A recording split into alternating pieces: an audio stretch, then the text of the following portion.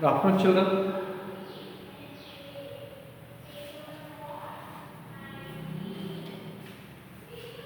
Already we have started the lesson, that is judgment of the hour.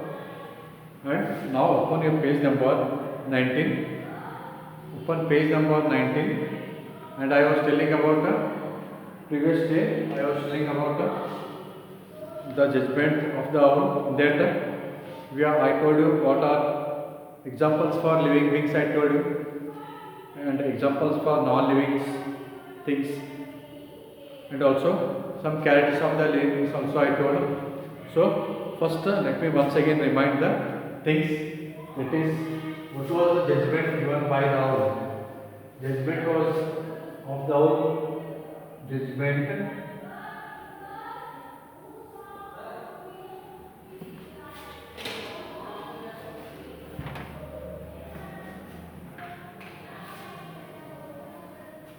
So what judgment was given by the owl, let me tell you.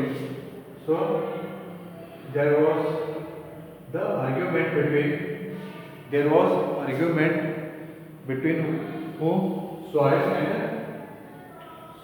and mango tree.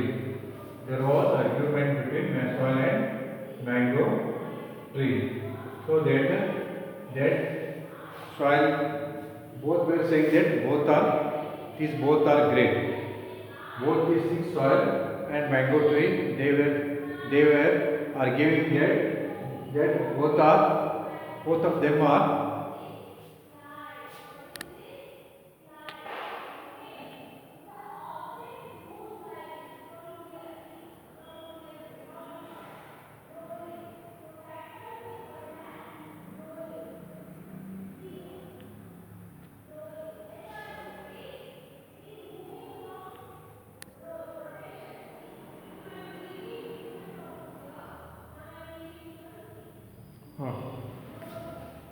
both were saying that mango tree, soil and mango tree, both were argument was that both are of great, and but the lastly the judgment was given by the our that both are important for us. That soil is also important, mango tree is also important. Understood? Though this both soil is non-living thing and mango tree is living thing. Understood?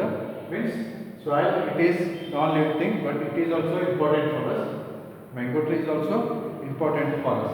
How means say soil it is, so where first the soil, take soil on the mud and mango tree plus mango tree.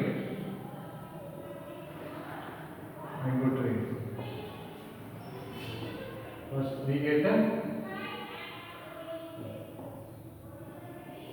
same. See, without the soil, mango tree will not grow. Understood? Mango for soil growth of the mango tree, soil is needed. Understood? So, means if soil is there, mango tree will get grow. If mango tree will grow, we get the food. Understood? So, understand this one. If soil is there, mango tree will grow. Mango trees grow means we all will get food. ಅಕಸ್ಮಾತ್ ಎಲ್ಲ ತಿಳ್ಕೊರಿ, ಇದು soil ಅಂದ್ರೆ ಮಣ್ಣು, mango tree ಅಂದ್ರೆ mango ಗಿಡ ಇದೆ. Food means we human beings we are getting food. ಈಗ ಅಕಸ್ಮಾತ್ ಮಣ್ಣಿಲ್ಲ ಅಂದರೆ ಮ್ಯಾಂಗೋ ಟ್ರೀ ಬೆಳೆಯಿಲ್ಲ. ಮ್ಯಾಂಗೋ ಟ್ರೀ ಬೆಳೆಯಿಲ್ಲ ಅಂದ್ರೆ ನಮ್ಗೆ ಯಾರಿಗೂ ಅನಿಮಲ್ಸ್ಗೂ ಮತ್ತು ನಮಗೂ ಫುಡ್ ಸಿಗಲ್ಲ. So both are important for us. Without soil mango tree will not grow. So then mango tree will not there, we don't get the food. Understood? So judgment of owl is decision by the owl is both are important for us. Both are important for us. Understood? So that is the judgment given by the owl. Now here, so also I told you the examples for living beings and non-living beings. That is plants, animals, human beings, birds, insects. All are examples for living beings and non-living things. Then what are the examples for non-living things? Now examples for non-living things are, I told you that some table, chair, duster, stone, chalk, wood, these all are the examples for non-living things because they do not have the characters of the living beings. Understood? Living beings have certain characters like growth, respiration, reproduction, movement and all is there in the plants, animals, birds, insects and all. They are having certain characters. Understood? Certain living characters they are having. So they are called living characters, living beings. But non-living things like stone, wood, duster, table and all, they are non-living things. So they don't have the characters of the living beings. So they are called as non-living things. Understood? Now already I showed the examples that which are the living and non-living things. That is, plants are living beings. This hen is living being, and a baby and the girl is living beings. But book, chair, book and chair, these are example for non-living things. Understood? So likewise, I also told you the characters of the living beings. That is, living beings grow. First character of living being was living beings grow. Understood? And second character was all the living beings need food. All the living beings need food. Understood? And living beings need food and living beings respire. I have shown the picture that living beings respire. That you can see the boy is doing the exercise and you can see the fish swimming here. Understood? And see man respire, but we cannot see the process. It will be going on. ಮನುಷ್ಯರು ನಾವೆಲ್ಲರೂ ಈಗ ನಾವು ಆಯಿತು ನೀವು ಎಲ್ಲರೂ ನೀವೀಗ class ಕೇಳಕ್ಕೆ ಕುಂತೀರಿ ಅಂದ್ರೆ ನೀವೆಲ್ಲ ಉಸಿರಾಡ್ತಾ ಇರ್ತೀರಿ. ಈಗ ನಾವು ಸಹಿತ ಉಸಿರಾಡಿಸ್ತೀವಿ, ಆದರೆ ನಾವೆಲ್ಲ ಉಸಿರಾಡಿಸ್ತೀವಿ, ಆದರೆ ಕಣ್ಣಿಗೆ ಕಾಣಂಗಿಲ್ಲ. We are taking action but we cannot see. In the same way fish is swimming under the water. ಮೀನು ಐತಲ್ಲ, ಇದು ನೀರಾಗ ಅದು ಸ್ವಿಮ್ ಮಾಡಲಾಗ್ತದೆ. ನೀರಾಗ ಸ್ವಿಮ್ ಮಾಡಾಕತ್ತಿ, ಆದರೆ ನೀರಾಗೆ ಸ್ವಿಮ್ ಮಾಡೋದು ಅಲ್ಲೇ ಅದು ಆಕ್ಷನ್ ತೋರುತ್ತೆ. ನೀರಾಗ ಅದು ಇಸ್ಕೊತಾನೆ ಅದು ಆಕ್ಷನ್ ನೀರಾಗಿನೇ ಆಕ್ಷನ್ ತೋರುತ್ತೆ. ಅದೇ ಥರ ನಾವು ನೀರಾಗಿಂದ ಹೊರಗೆ ತೆಗೆದೀವಿ ಅಂತಂದರೆ ಅದು ಬದುಕಂಗಿಲ್ಲ. ಅದು ಯಾಕಂದ್ರೆ ನೀರಾಗ ಅದಕ್ಕೆ ಆಕ್ಷನ್ ಸಿಗುತ್ತೆ ಉಸಿರಾಡ್ಸೋಕ್ಕೆ. ಅದೇ ಹೊರಗಡೆ ಬಂತು ಅಂದ್ರೆ ಅದು ಒದ್ದಾಡಿ ಸಾಯ್ತೈತಿ. ಅದನ್ನು ನಾವು ಮನುಷ್ಯರು ನೀರಾಗಿ ಇರೋಕ್ಕೆ ಸಾಧ್ಯತೆ ಇಲ್ಲ. ನಾವು ನೀರಾಗ ಹೋಗಿ ಅಂದ್ರೆ ನಾವು ಸಾಯ್ತೀವಿ, ನಾವು ಸಾಯ್ತೀವಿ ನೀರಾಗ ಹೋಗಿ, ಯಾಕಂದರೆ ಉಸಿರಾಡ್ಸಕ್ಕೆ ಬರೋಂಗಿಲ್ಲ. ಅದೇ ಥರ ಮೀನು ಹೊರಗಡೆ ಬಂದು ನೀರು ಬಿಟ್ಟು ಹೊರಗಡೆ ಬಂದರೆ ಅದು ಸಾಯ್ತೈತಿ. ಅದಕ್ಕೆ ಅದು ನೀರಾಗಿದ್ದೇ ಬದುಕ್ತಿ, ನಾವು ಹೊರಗಡೆ ಇದ್ದೇ ಬದುಕ್ತೀವಿ. So both respire. ನಾವಿಬ್ಬರು ಮನುಷ್ಯರು ಉಸಿರಾಡಿಸ್ತೀವಿ ಮತ್ತು ಇದು ಮೀನು ಸಹಿತ ಇದು ಸಹಿತ ಉಸಿರಾಡಿಸ್ತೀವಿ. ಎಲ್ಲೇ ನೀರಾಗಿದ್ದ ಉಸಿರಾಡಿಸ್ತೀವಿ. ನಾವು living beings respire and living beings give birth to young ones of their same kind. ಈಗ ನಿಮ್ಮ ಮೊನ್ನೆ ತೋರಿಸಿದ್ದನ್ನು living beings also give birth to young ones of their same kind. ಈಗ ಸಿಯರ್ ಇಲ್ಲಿ ತೋರಿಸಿದ ಚಿತ್ರ, see plant, small plant into big plant, small young ones of the cow and mother cow and young ones of the cow, and small chicks, mother chick and young ones. This is a baby and a woman. So this picture shows that the living beings reproduce. ಅಂದ್ರೆ ಈಗ ಇವೆಲ್ಲ ಮರಿ ಹಾಕೋದಕ್ಕೆ ನಾವೇನಂತ ಕರಿತೀವಿ, reproduction ಅಂತ ಕರಿತೀವಿ. ಗೊತ್ತಾಯ್ತು? Next here is after the characters of living beings. ಈ ಕ್ಯಾರೆಕ್ಟರ್ಸ್ ಬಗ್ಗೆ ಹೇಳಬೇಕಂದ್ರೆ already I told you 4 characters.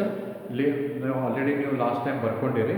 living beings grow, living beings respire, living beings, all living beings need food, and living beings reproduce or they give birth to young ones of their own kind.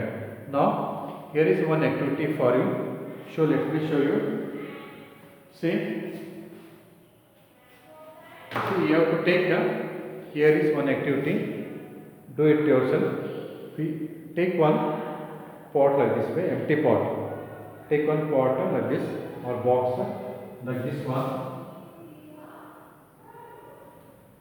empty one, and fill it with fully with soil. ಇದರೊಳಗೆ ಒಂದು plastic ಡಬ್ಬಿ ತಗೊಂಡು ಅದರೊಳಗೆ box ಒಳಗೆ ಇಲ್ಲಿ ತನಕ ಮಣ್ಣು soil ಹಾಕಿ ಏನು ಮಾಡಬೇಕಂದ್ರೆ, ಹಾಕಿದ ಮೇಲೆ ಸಾಯಿಲ್ ಹಾಕಿ ಅದನ್ನ ಇಡ್ರಿ. ಹಾಕಿದ ಮೇಲೆ ಸ್ವಲ್ಪ ಸೀಡ್ಸ್, ಯಾವುದು ಸೀಡ್ಸ್, ರಾಗಿ seeds, mustard seeds, brinjal, tomato, chilli, ಯಾವುದಾದ್ರೂ ಸೀಡ್ ತೊಗೊಂಡು, ರಾಗಿ ಸೀಡ್ ಹಾಕ್ಬೋದು ಅಥವಾ ಮಸ್ಟರ್ಡ್ ಅಂದರೆ ಸಾಸಿವೆನೂ ಹಾಕ್ಬೋದು, brinjal seeds, tomato or chilli seeds, ಯಾವುದಾದ್ರೂ ಸೀಡ್ ತೊಗೊಂಡು ಮೇಲೆ ಹಾಕಬೇಕು.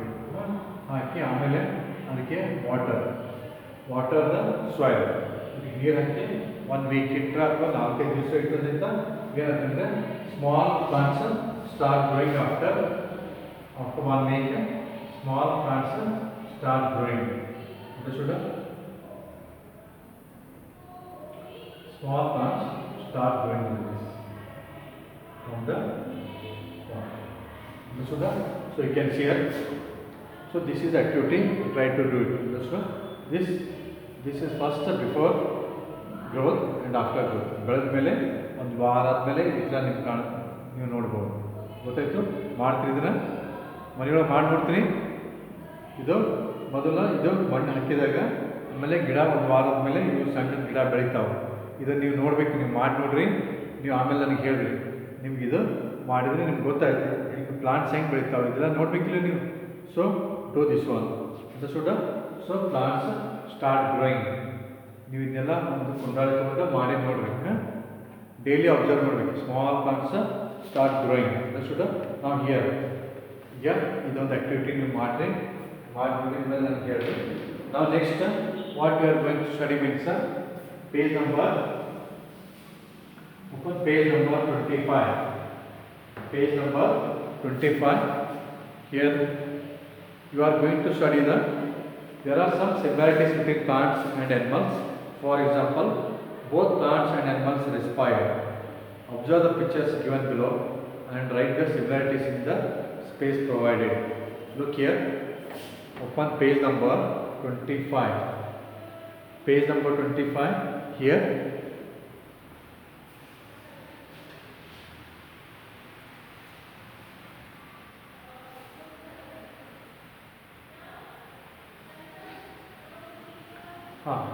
here is the page number 25. Now let me show you. See, all of you are knowing that both plants and animals respire. ನಿಮಗೆಲ್ಲ ಗೊತ್ತೈತಿ, ಪ್ಲಾಂಟ್ಸು ರೆಸ್ಪೈರ್ ಆಗಿ ಮಾಡ್ತಾವೆ ಮತ್ತು animals respire ಅಂದರೆ ಉಸಿರಾಡಿಸೋದು. ಈಗ ನಾವೆಲ್ಲ ಹೆಂಗೆ ನಾವು ಉಸಿರಾಡಿಸ್ತೀವಲ್ಲ ಡೈಲಿ, ಅದೇ ಥರ plants and animals both respire. ಅವು ಸಹಿತ ಉಸಿರಾಡಿಸ್ತಾವೆ, ಆದರೆ ಕಾಣಂಗಿಲ್ಲ ನಮಗೆ. ನಾವು ಸಹಿತ ಉಸಿರಾಡಿಸೋದನ್ನ ನಮ್ಗೆ ಕಾಣಂಗಿಲ್ಲ. ಅದೇ ಥರ plants also respire, animals also respire. Understood? Here that is the first similarities. We are going to study similarities means same things. SIMILARITIES. Similarities means the same characters.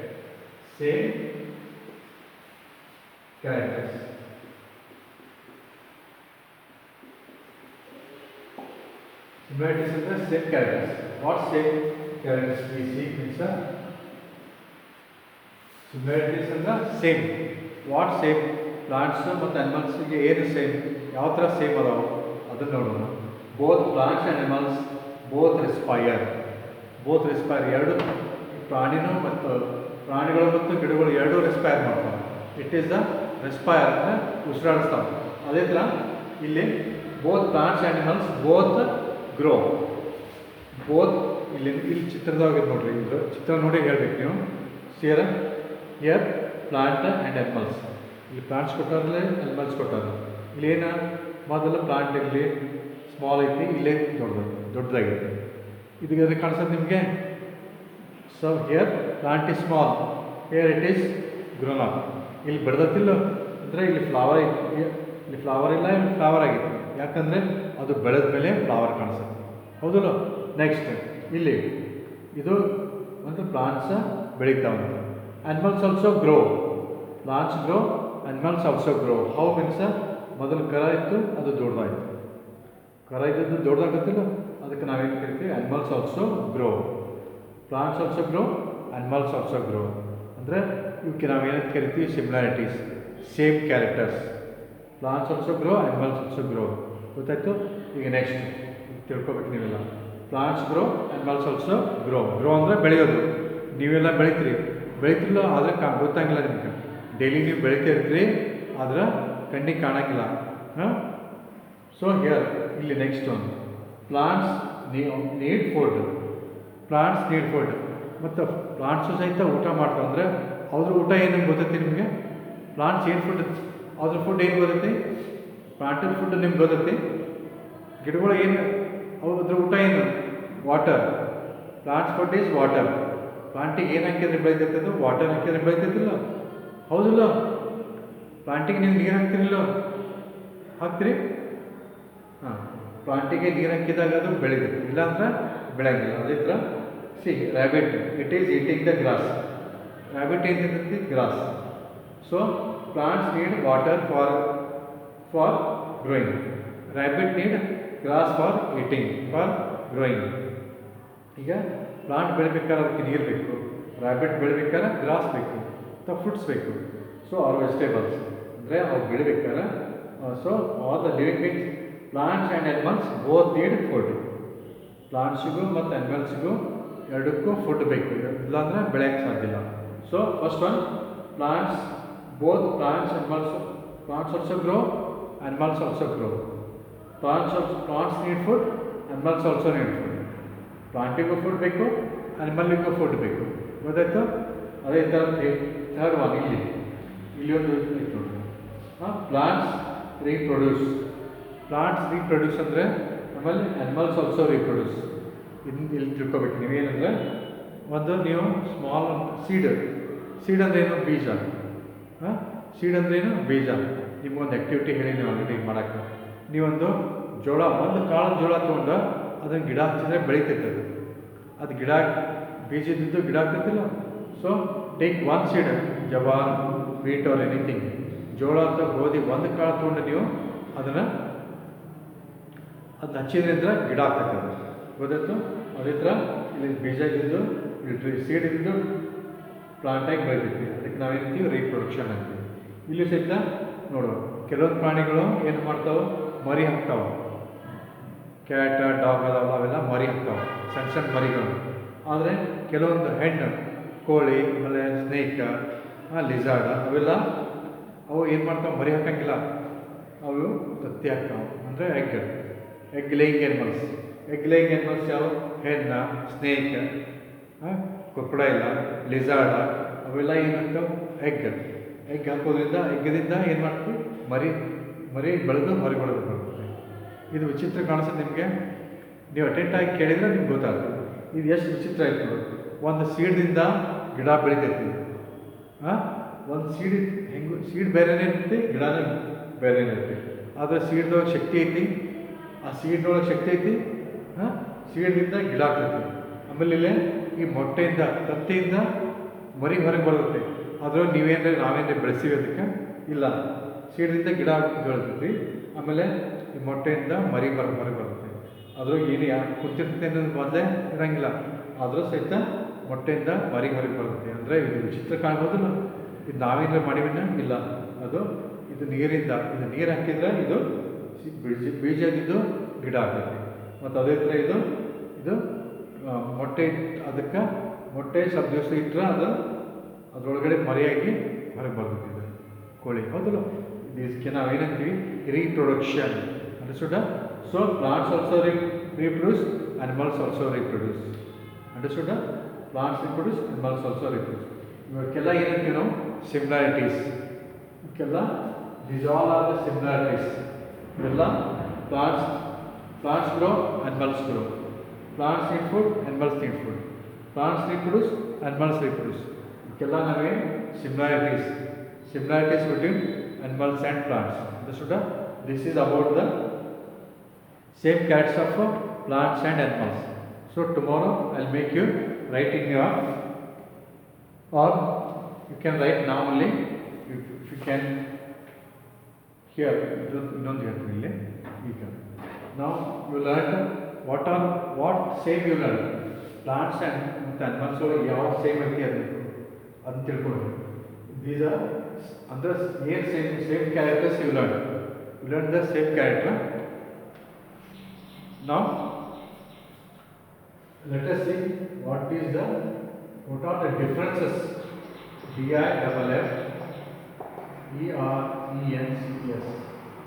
DIFFERENCES. Differences ಅಂದರೆ ನೀವು ಏನು ಡಿಫ್ರೆನ್ಸಸ್ ಕಾಣಿಸ್ತೀರಿ ಇಲ್ಲಿ. So see here page number 26. In page number 26 plant is there, animal is there. ಇಲ್ಲೊಂದು ಗಿಡ ಐತಿ, ಇಲ್ಲಿ horse ಐತಿ. ಇಲ್ಲಿ ಏನು ಕೊಟ್ಟು ನಾವು ನೀವೇನು ತಿಳ್ಕೊಬೇಕು, ಇಲ್ಲಿ ಡಿಫ್ರೆನ್ಸ್ ಏನು, ಇದರ ಡಿಫ್ರೆನ್ಸ್ ಏನು. ಹಂಗಾರೆ ಪ್ಲಾಂಟ್ ಇದು ಮೂವ್ ಆಗಲ್ಲ, ಇದು ಓಡ್ಲಾಗ್ತಿ. Horse running, horse is running. ಮತ್ತು ಇಲ್ಲಿ ಟ್ರೀ ರನ್ನಿಂಗ್ ಐತೀನಿ, ಟ್ರೀ ರನ್ ಆಗ್ಲತ್ತಿ ಇಲ್ಲ. ಟ್ರೀ ಅಲ್ಲೇ ಇರ್ತದೆ, ಎಲ್ಲಿ ಇರುತ್ತೆ ಅದು ಎಲ್ಲಿ ಬೆಳೀತೈತೆ ಅಲ್ಲೇ ಇರುತ್ತೆ.